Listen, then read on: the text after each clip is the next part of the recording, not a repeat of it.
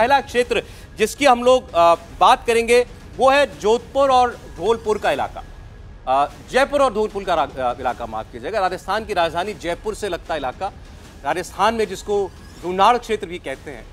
जयपुर और धौलपुर के इस रीजन के बड़े शहर मिलाकर के 48 सीटें राजस्थान की विधानसभा में बनाते हैं और जयपुर ग्रामीण, जयपुर, अलवर, भरतपुर, करौली, धौलपुर और दौसा, ये लोकसभा सीटें हैं जिनसे मिलकर के एक क्षेत्र बनता है। ये राज्यवर्धन राठौड़ का इलाका है। बीजेपी के सांसद बालकनाथ भी यहीं से आते हैं, जिनके लिए योगी आदित्यनाथ ने प्रचार किया है। बालकनाथ के अलावा विश्वेंद्र सिंह, किरोड़ीलाल मीणा और कांग्रेस के राजेंद्र यादव इसी क्षेत्र के नेता हैं।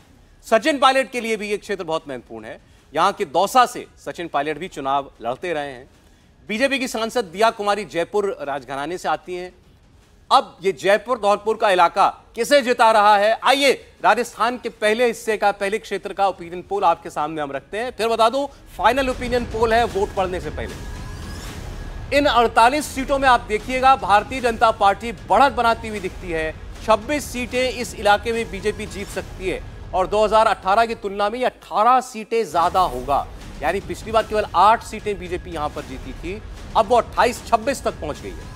कांग्रेस पार्टी 29 से गिर करके 20 सीटों पर आ गई है। तो इसी क्षेत्र में आपको साफ साफ दिखाई दे रहा है कि 5 साल में चुनाव कितना बदल गया और उसके साथ साथ दोनों पार्टियों की किस्मत भी कितनी बदलती हुई दिखाई दे रही है।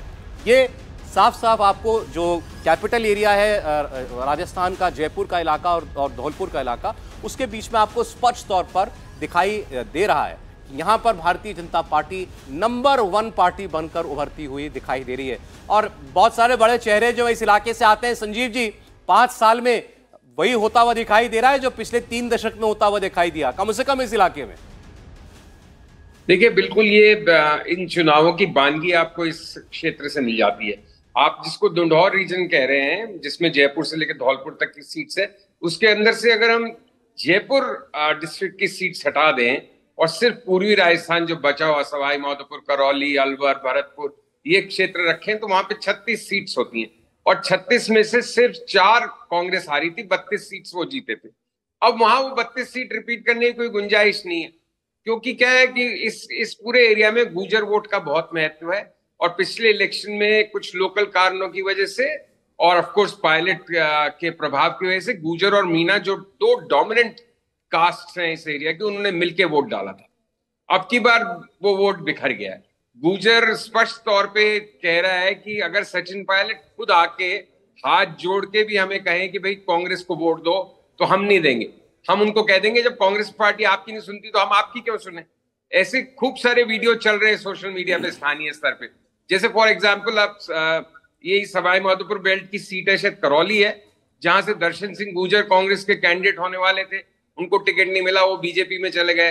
तो काफी अदला बदली हो रही है और इस इलाके में ईस्टर्न राजस्थान में पिछड़ने की वजह से और जयपुर डिस्ट्रिक्ट में पिछड़ने की वजह से कांग्रेस एकदम से बैकफुट पे आ जाती है, क्योंकि जो उसकी पूरी सियासी गणित थी 2018 की, वो बहुत कुछ 80% इस क्षेत्र पे केंद्रित थी और यहाँ पे वो पिछड़ती हुई दिख रही है।